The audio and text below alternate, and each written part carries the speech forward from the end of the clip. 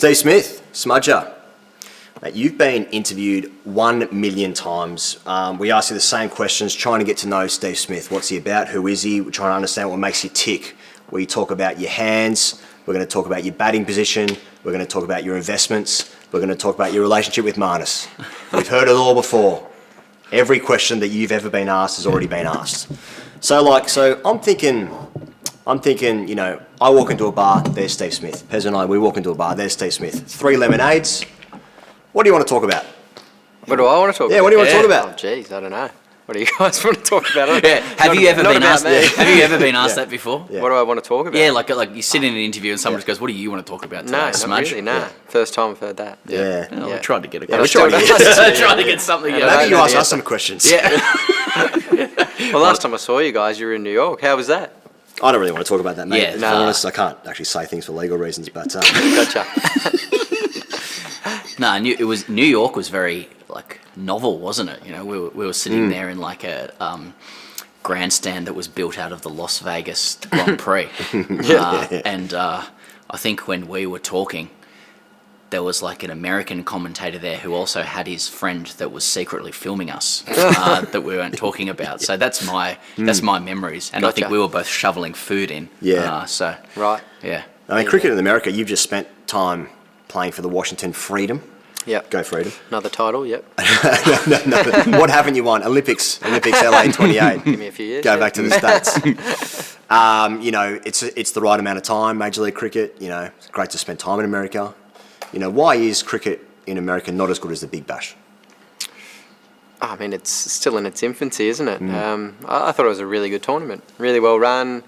The local players were actually quite good. I think there's some real talent there, particularly off the back of them in the World Cup. They bit of momentum into the tournament. They were pretty good, and good time. Like, it's 3 weeks, perfect, in and out. Not much training, a lot of golf, ideal. Got to ask the obligatory golf question. We just heard from one of your teammates, and I'm just repeating what has been said. Gotcha. That you are the least skilled golfer in the Australian cricket team. Is that right? Now, a lot of people will teammate? Let's call him Mark. Gotcha. Yeah, so we don't reveal sources as Sure. journalists of integrity. Yeah. But a lot of people will be surprised to hear that, because to most people watching, you're the best since Bradman, bat, ball, absolute savant. You know, but from a golfing perspective, it will be surprised to hear that some in the team think that you're the worst at golf. Okay. Do you have a response to that on air? Well, I mean, I'm the newest player to golf. I've only been playing for 18 months. So, maybe I am. But, you know, I'm coming down quick, so they better watch out. It sounded kind of sinister. Yeah, I mean, I'll take their cash on the course. That's all right. A few more extra shots, no worries. There was also a suggestion that despite being able to peel off some of the most historic runs in the history of international cricket in front of crowds of 50,000 plus, even up until 100,000, that you look more nervous teeing off in front of one person. That's probably fair. Yep. Why do you think that's the case? Because I'm not as good at golf than I am cricket. Pretty simple. Good point. Smudge, just talk about the big four. You know, the top 4 big boys. Banks. All right. The top 4 banks. I want to talk about the banks. Interest rates. No, the top 4 big boys. You know, Root, Kane, Kohli, yourself. Right. Been like that for a decade. You and Virat maybe competing closer together than the others for years. Maybe you've got Virat in Test. Maybe he's got you in white ball. Whatever. But like, your path and trajectories have sort of matched each other, haven't they, for the last 10 years? But like, is there actually a rivalry between you and Virat, or is that sort of confected? Are you guys just mates and just like batting and that's it? Or is there actually a competitive edge in you that's like, no, I want to finish my Test career with a superior Test average than Virat, for instance? Nothing in it. Because in 2014, for instance, like, he came out to Australia and had a great series, 4 or 5 Test hundreds, whatever it was. I don't think we'd seen that in Australia from a visiting batter in so long. I think you had scored actually more runs from him in that series. You know, your record in India is sensational, as is Virat's in Australia here, right? But you guys just seem to just both like batting. Do you just talk about batting? Yeah, you have no interest in competing with Virat Kohli. Is that what you're telling me? Yeah, not really, no. I just try and score as many runs as I can. Yeah, I don't know. Yeah. So right now you're not willing to say that there's a rivalry between both of you because that will please a lot of people watching on TV. I'm sure that would, yeah. But no, happy to see him do well, as long as it's not against us. There's been some pain for Australia against India in Test cricket for the last 10 or so years. I Yeah. can't imagine that sits particularly well with somebody as high achieving as yourself, especially given that we do expect to win at home all the time. Yeah, no, definitely. It's been 10 years against those guys, so we've got to turn that around this year, don't we? You're a winner, and by that I mean like you've just won everything. Like you've won everything there is to win. Actually, you wouldn't Away have won. Ashes. You haven't won Away an away India. Ashes yet, and away India that still hurts you obviously. But like being part of that side that won the World Cup in 2023 in India, I just don't think that like the team gets the recognition it deserves for that because it's just the greatest World Cup win of all time, perhaps in any sport. Like, where does that sit for you in terms of achievements of personally being part of that side and also just playing in the side for the last 15 years or however long? Oh, it's right up there. Yeah, it was pretty cool to beat India in that final in front of 120,000. Yeah, that was special. I still think the home World Cup was more special. Okay. More just because it was at home, your friends, family, playing in front of, everyone that sort of knows you around the country. That was, I mean, they're on par, but that was my most enjoyable, I think, in terms of just everything in Australia. It was great.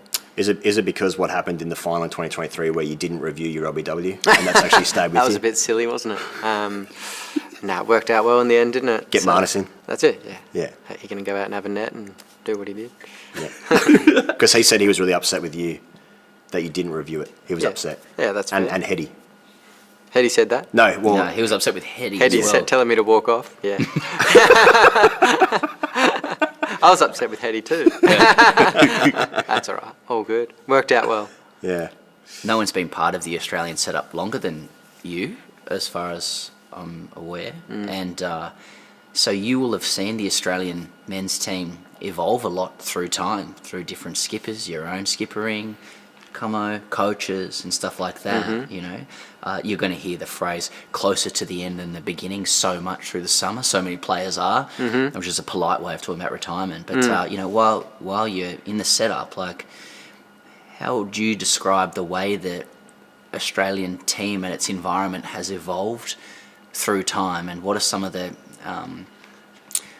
best moments for you as you look back on the team? Oh, good question. I mean, it's been different the whole way through.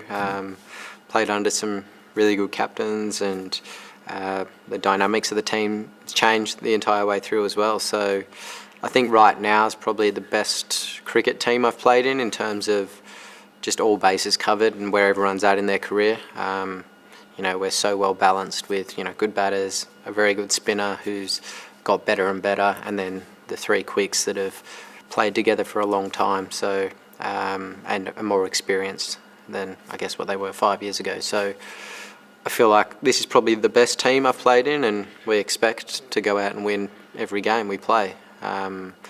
So yeah, I don't know, but in the past there's been really good teams and great players as well, but in terms of teams, I think right now is as good as I've seen.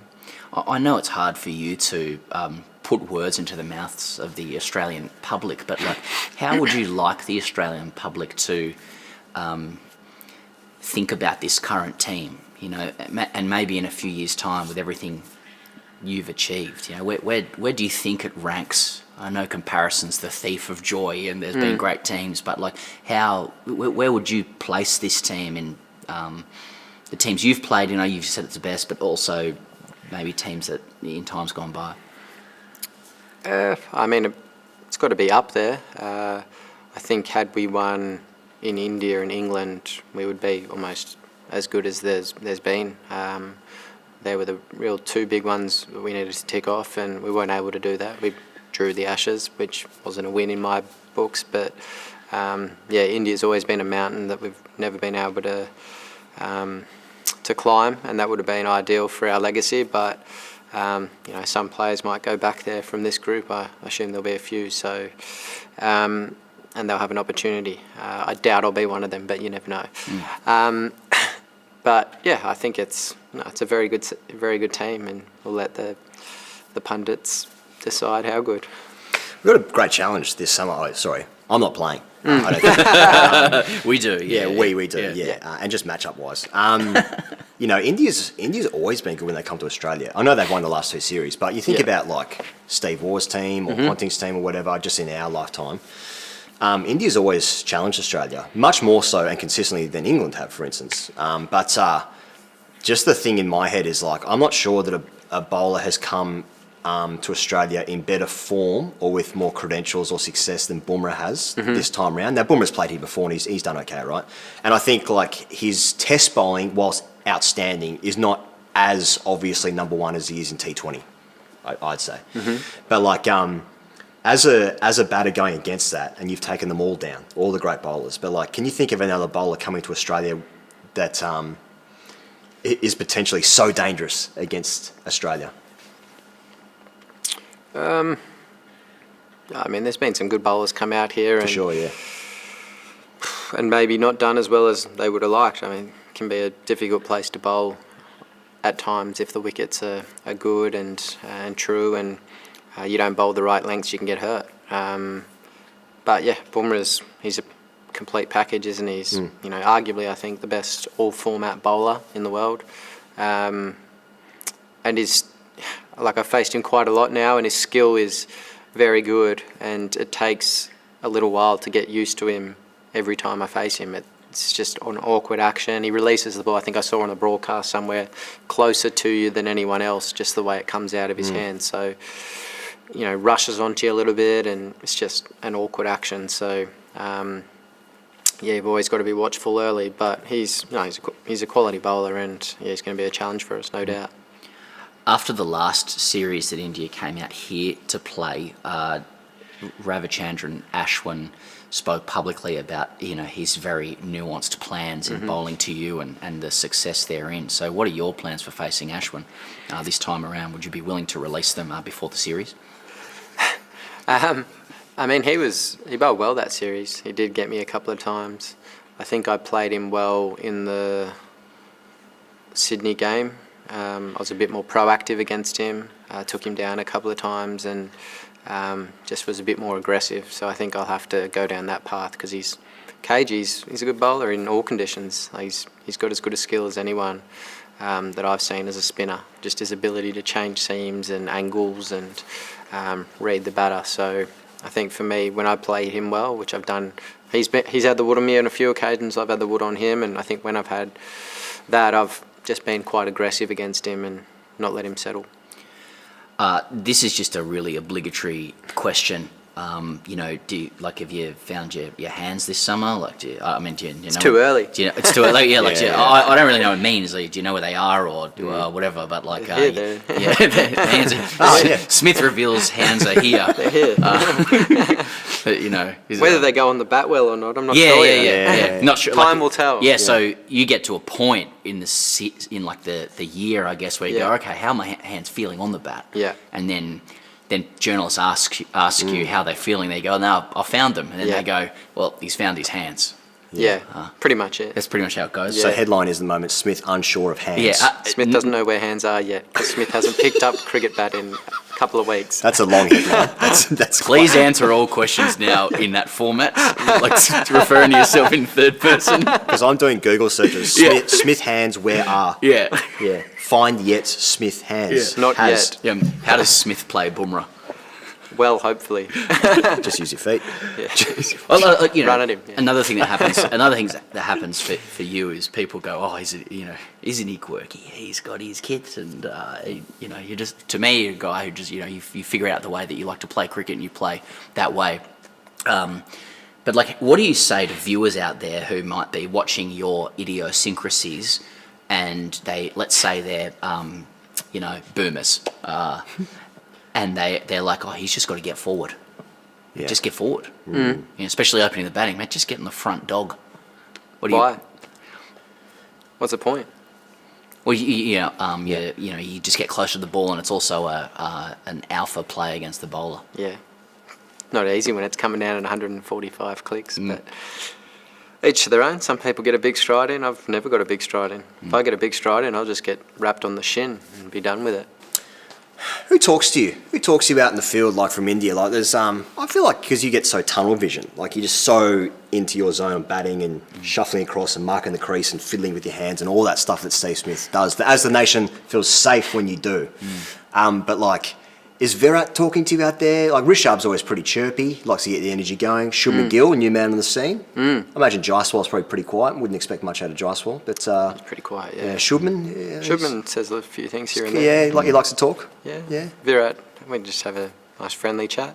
Yeah. Chill out, and Rishabh makes a lot of noise behind the stumps. Yeah. More just like squealing and stuff. It's just noise, isn't it? It's just sort of happiness. Well, he likes to laugh when he appeals. He laughs, yeah. Yeah. And he's got that sounds like like he's been set on fire. high-pitched tone. Yeah. Do you get the do you think you're somebody that opposition teams may have decided not to speak to? Like, do you get the impression that you've got no idea? Like, no do you clue. get sledged more than the next person? Do you think we can unlock him from his zone, or just leave him alone? I'm not sure. I feel like no one sledges anymore anyway. It's all pretty quiet. So Stump mics, is that, you reckon, is that the reason? that, and you just might be playing with the guy a few weeks later in a tournament somewhere, and then it gets a bit awkward. So, Have you had that before? no, I don't say anything. No. In terms of the cordon, the dynamics of the cordon is a bit of relief that, you know, Davey was a great fielder and a great at the game. But, you know, Usman slides into one, you got Greeny at gully, you got Kez, you got yourself at two. You know, it's just a bit calmer now behind in the cordon without Davey there. Bit quieter maybe. A bit quieter. Yeah. They, although Hoff's always said for ages, he calls us the coffee club. We just don't speak. But, Brilliant. yeah, they're not convinced. Not convinced, but yeah, it's pretty quiet cordon actually. Right. Bison doesn't speak, Greeny doesn't speak, Uz is quiet. I'm probably the only one speaking in there, to be honest. Kez is quiet. Yeah, so it's definitely a lot quieter now without Davey. Yeah, there's a double-edged sword with cricket media, isn't there? Like, if I ask you about baseball and you answer, then people will be like, oh, the Aussies need to stop talking about baseball. So the problem is that recently Ben Stokes said that his team will live forever in the memory of people who were lucky enough to witness us play cricket. As someone who had a front row seat to that, or on field view of that, do you personally feel lucky that, and do you feel like it will live forever in your memory that you got to witness Ben Stokes' team play cricket? Not particularly.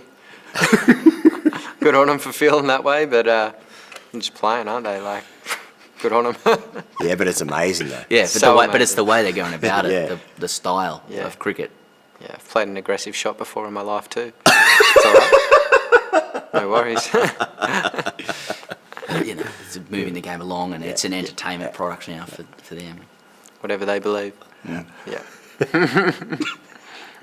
I just thought, just finally from me, the other day in the 100 we saw Zorby and Spencer Johnson and Tom Curran with the Oval Invincibles walk in like some flashy kit, individualised, some fans there, like little handbag stuff, like NBA style, to bring the game to the masses. Like, you're looking forward to introducing that kind of thing to Test match cricket, and if so, what sort of kit would you have? Yeah, I mean, it'd be interesting, wouldn't it? Not sure what I'd wear, to be honest. Well, Hoff said he'd be in some denim overalls and a Stetson hat. Would he? Yeah. Cowboy. Straw coming out of his mouth. Straw coming out of his mouth. Right. Playing cold chisel. Seems like Hoff. What would I wear? Probably just some chinos and a plain white tee or something. Yeah, nice. Nice and simple. Yeah. Any music? Like any sort of music? Country, probably. Maybe headphones in. Bit Yeah, of country music, bit of Morgan Wallen playing. Yeah. Nice. Is that your preferred music if people are making montages of another Steve Smith 100? Like a bit of country? Yeah, I reckon. Backdrop? At the moment, Keep that in mind. Yeah, I'm a fan. Yeah. Steve Smith, thanks so much. Always a pleasure. Pleasure. All right, boys.